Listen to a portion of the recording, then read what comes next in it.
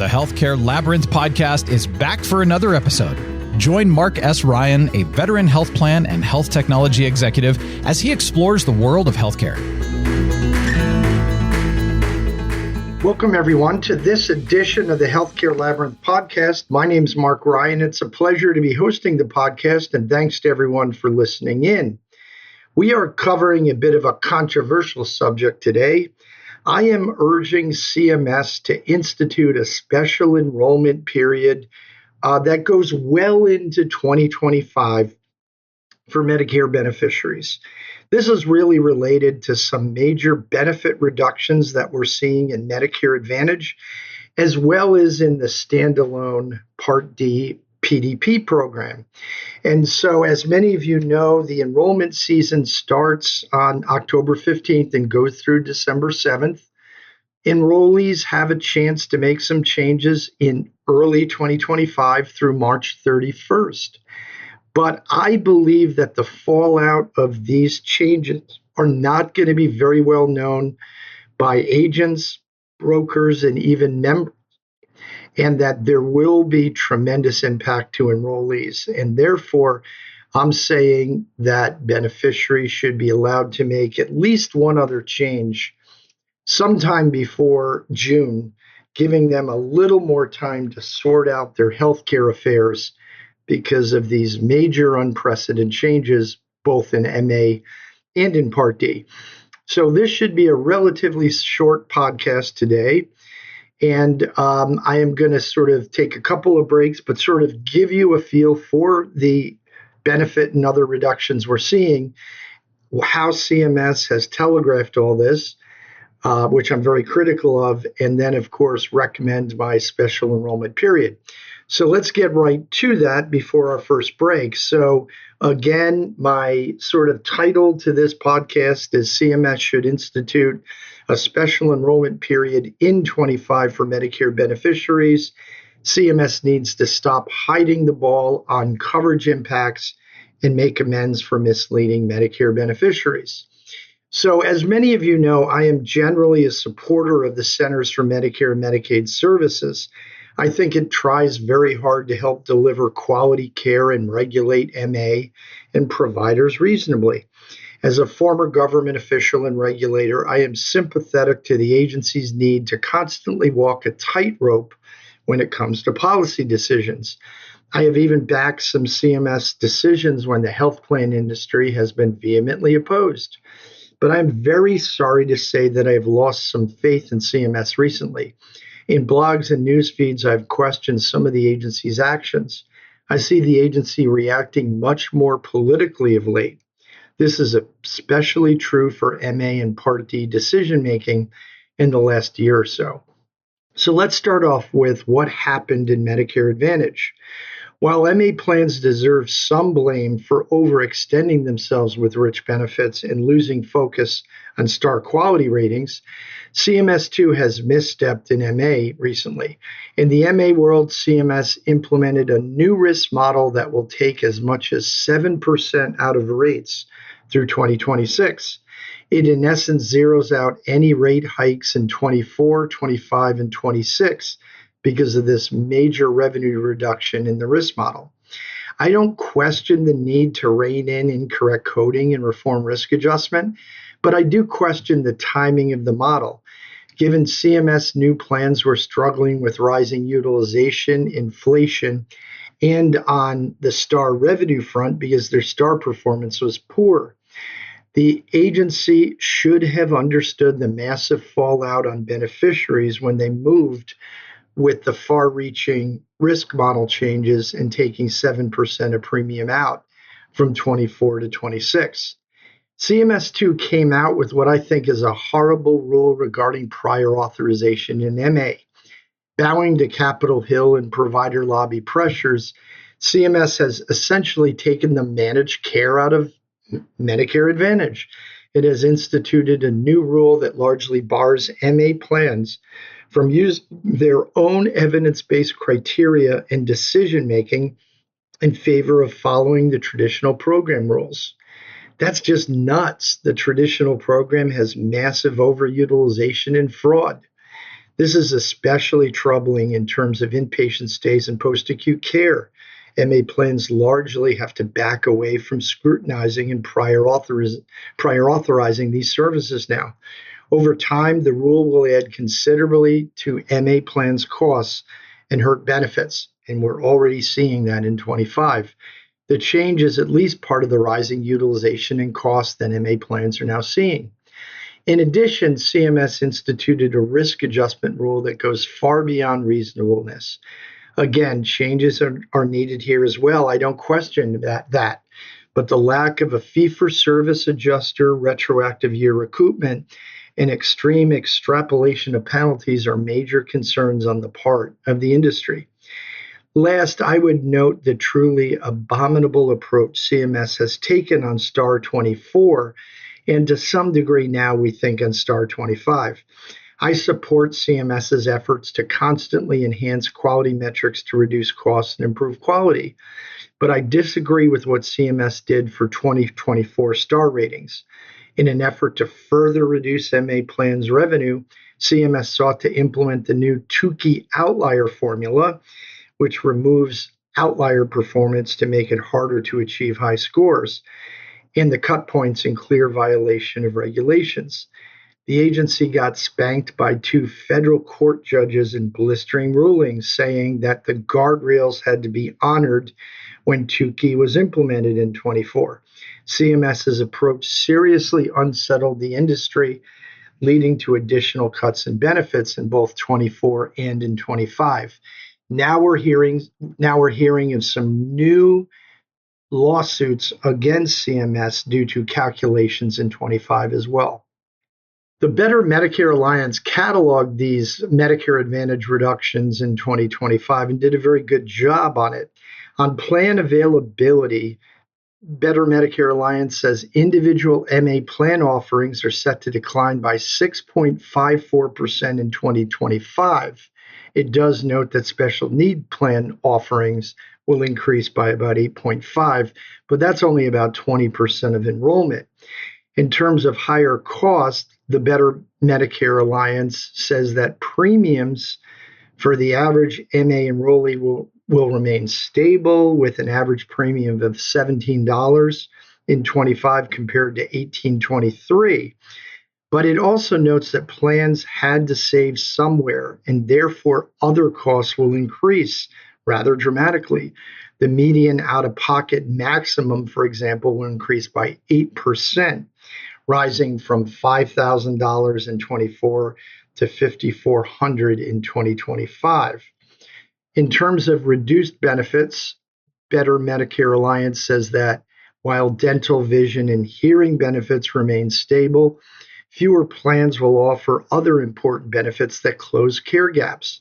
The coverage of these benefits, such as meals, in-home supports, transportation, and over-the-counter meds, will drop considerably in some areas. So that's sort of how the Better Medicare Alliance sees it. All of this truly created a perfect storm for MA in 25.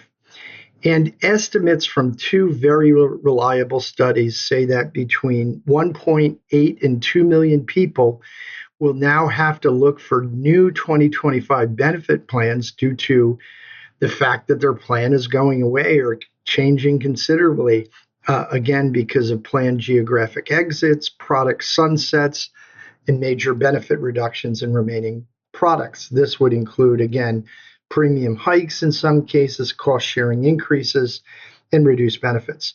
What's important to note about this is that in most years, less than 100,000 people need to change their plan because their plan or product is going away. Again, this is 1.8 to 2 million people, so the increase is exorbitant. It's dramatic. And what I would note is a number of studies seem to indicate that seniors and the disabled in Medicare are not really good about looking at changes in their benefits during open enrollment season or changing plans and seeing if there are better options out there. And so with stable benefits over the past several years, that is even more so today. People have just sort of re-upped their plan or something like that. Now, some people are being notified that their plan no longer exists and will have to make changes, but others will not even be aware of the fact that their benefits and their cost sharing may have changed dramatically. And given the fact that others are going to see their plans just go away, the period of time between October 15th, the open enrollment season, to December 7th, it might be very, very difficult for many of these folks to really assess what their new plan should be. And so, with that, we're going to take our first break. Now that we've covered Medicare Advantage, we're going to come back and talk a little bit about the impacts of Part D changes and the major impact on standalone PDPs. Health plans and insurance are confusing. Our healthcare system is in dire need of reform. Health policy expert Mark Ryan tackles both issues in his book, The Healthcare Labyrinth. It is both a guide to navigating health plans and fixing American health insurance. Mark dives deep into how health plans and the American health insurance system operate. He then outlines a comprehensive reform agenda for the system as a whole, including pricing, emphasizing health and care management, and ensuring affordable access to health coverage and a private delivery model. Mark is a bit of an unconventional Republican in that he believes affordable access is the morally right thing to do, and that it is also fiscally prudent for our nation. Learn more about Mark's book, The Healthcare Labyrinth, at healthcarelabyrinth.com or search at leading bookseller websites. Available in print, ebook, and audiobook forms. Welcome back, and we hope you're enjoying this episode of the Healthcare Labyrinth podcast. We're talking about what I believe is a need for a special enrollment period during 2025 for MA and Part D enrollees because of major impacts to benefits. So we've covered the MA world and how there are major impacts and the impact on up to 2 million people for MA. Let's now get to the Part D program. The Part D program goes back to the passage of the changes in the Inflation Reduction Act. And these impact, again, both MA and standalone Part D PDPs. In fact, while I didn't mention it earlier, some of the reductions that we talked about in MA were also caused by these Part D changes. But clearly, the biggest impacts because of the Inflation Reduction Act Part D changes is really impacting standalone PDP plans. These are the plans that usually people in fee-for-service enroll in to get their retail drugs covered. Democrats in the administration championed the changes that reduced consumer costs in Part D in the IRA in a major way. These rolled out over time, and they included a $2,000 out-of-pocket cap and major changes to reduce cost sharing. On the surface, that sounds tremendous, right? You're saving people money. The problem is that it was not paid for. There was largely no government appropriation to fund the more generous benefits. The bill did include a premium stabilization program in the first couple of years, but that was limited to covering premium increases in the base benefit. We know that Medicare beneficiaries have come to rely on a much more generous benefit funded in parts by plans, in parts by premiums. The out-of-pocket changes increased cost to plans for both the base and the enhanced benefits. This was not really understood by lawmakers and CMS when the bill was passed. With no government funding by and large, plans had to reduce choice, reduce benefits, or increase premiums across the benefit and across the country. In essence, everyone paid for the reduction in out-of-pocket costs in other ways. Well, some folks will benefit, most will not. When 2025 benefits were submitted to CMS for both MA and the standalone Part D programs, the agency immediately saw that premiums were rising dramatically. Specific to the standalone Part D PDP program, in what I think is an extra legal move, CMS hastily created a second premium stabilization program to deal with the impacts to premiums beyond the base benefit. The program did reduce premium increases, but will cost $5 billion over 3 years. And the real issue is what happens at the end of those 3 years. We will obviously see major premium increases again. Yet, even with the new PDP demonstration program, there are still major problems in 2025. Plans still had to pursue higher premiums, deductibles, and cost sharing to get to competitive premiums. Choices were also reined in. Kaiser Family Foundation did a good little analysis of the available data in 2025 and found a number of interesting things. It said, quote, while CMS's headline emphasized stability in terms of average Part D premiums, a quick review of the data shows that many insurers are increasing premiums for their standalone drug plan offerings, but not across the board. Some major plan sponsors, including Aetna and United Healthcare, are also reducing their standalone prescription drug plan offerings, and overall, there will be fewer PDPs in 2025 than in 2024. 524 plans nationwide in 25, down from 709 in 2024. That's the end of the Kaiser quote. That obviously is a huge impact.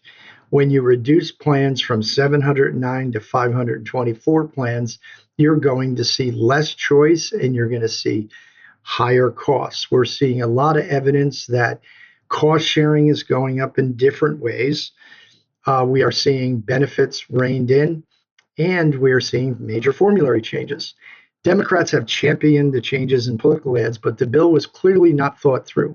I have made the case again that these IRA Part D changes could jeopardize the stability of the program in the future when these premiums increase dramatically after the end of the premium stabilization program. So politics of the day here clearly trumped good policy making, and there will be major impacts in the standalone Part D PDP program, much like there is in MA. With that, we will take our second break, and we will come back to talk about how CMS has handled all of this. The Healthcare Labyrinth is no ordinary website. It features news and commentary from one of the nation's leading healthcare policy and technology experts. Mark Ryan combs the internet for the latest healthcare news and publishes a news feed each weekday with summations and Mark's insights. Twice a week, Mark publishes a blog to go deep into a current issue. And of course, Mark hosts a podcast each week to delve even further. All of this is available at healthcarelabyrinth.com. Visit each day for the latest happenings in healthcare. As well, learn more about Mark's book, The Healthcare Labyrinth, at the website. That's healthcarelabyrinth.com, your go-to source for healthcare news. Welcome back, and we hope you're enjoying this episode of the Healthcare Labyrinth podcast. We're talking about what I think is a needed SEP, special enrollment period, in both MA and Part D in 2025, just given the massive changes in benefits. I promised to sort of give you a feel for how CMS has been handling these major changes in MA and Part D. Well, in essence, they've been hiding the ball. In both the MA and PDP world, CMS has been disingenuous, in my view, about what is occurring for seniors. I see this as political as well. CMS has touted that premiums are remaining about the same or being reduced in both MA and PDP. But again, as you can see, it does not tell the true story. That is a massive disservice to the seniors and disabled who rely on the programs for their health care. The reason for the silence on the negative impacts in MA and PDP, as well as the extra legal PDP demonstration program, is obvious.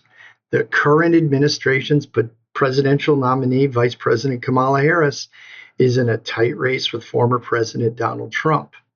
So that's very, very unfortunate when an agency starts to act politically. What should CMS do? Well, CMS has a duty to come clean and explain the real impacts to Medicare beneficiaries. It knows as well as anyone the millions of members impacted. It has all the data. CMS could reach out to them and urge them to review options closely and seriously, as well as explain the status of the beneficiary's current plan. CMS falls back on the fact that there is a Medicare and You handbook, Plan Advance Notices of Change, called ANOCs, the Medicare.gov resource, and state health insurance assistance programs, all of which seniors and the disabled could rely on for advice. But CMS knows very well that most seniors and people with disabilities do not do their homework on plan changes annually, in part because Medicare is complex and overwhelming. I made reference to this before our last break. A great statistic on this front is that Kaiser Family Foundation finds that just 43% checked for changes in their Medicare benefits, and just 31% looked at other benefit packages for 2021 enrollment. That's pretty astounding, and that shows the problem we're going to have in 2025. Given the major impacts on up to 2 million people in MA and those that will be impacted by changes in PDP, CMS should also craft a special enrollment period to allow people who do not have time to make the right decision a second chance sometime later in 2025. The SEP should be broader than a current provider network SEP that is already in regulation, as what is happening today is much more than just about provider networks. It's also about cost and benefits in Part C and D. It should apply to MA and PDP enrollees. Enrollees should be able to declare the SEP on their own given the major MA and PDP changes.